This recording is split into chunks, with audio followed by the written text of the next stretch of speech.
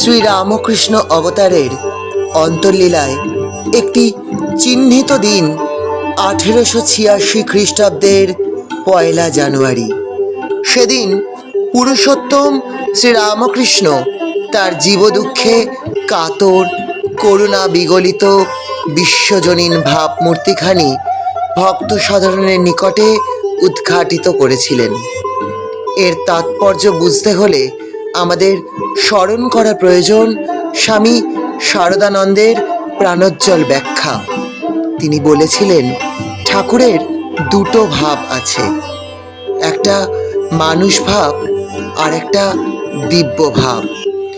মানুষ ভাবে তিনি সকলের উপর অনস্ত সহানুভূতিপূর্ণ, যারা তার কাছে আসত তাদের সকলের দুঃখ দূর করতে সচেষ্ট, কিন্তু দূর করবার জন্যে দিব্যভাবে অরূঢ় হয়ে দেখেন এখনো সময় হয়নি, মার ইচ্ছা নয়।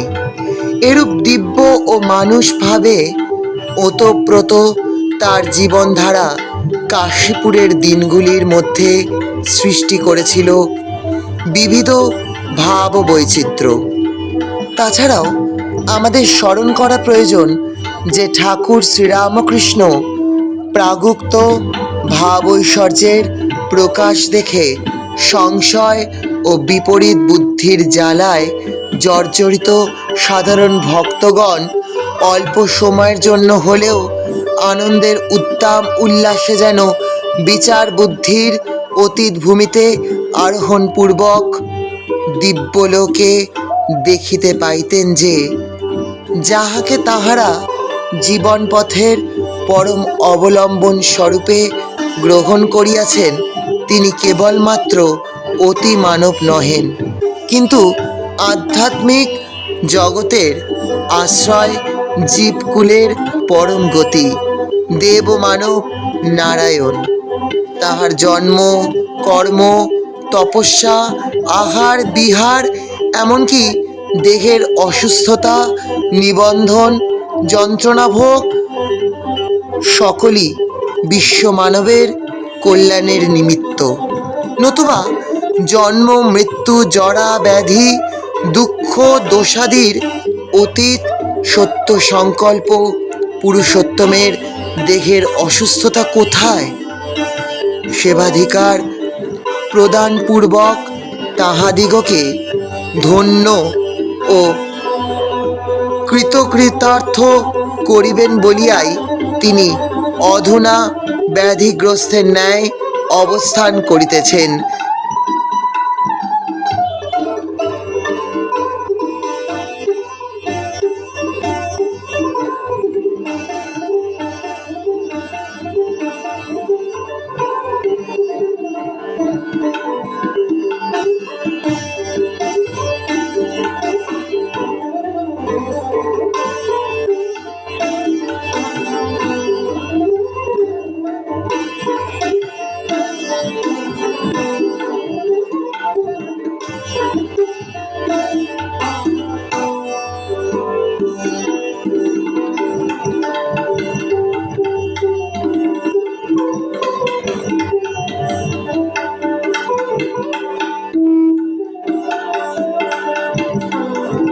আসুন আমরা মিলিত হই কল্পতরু মহোৎসবে।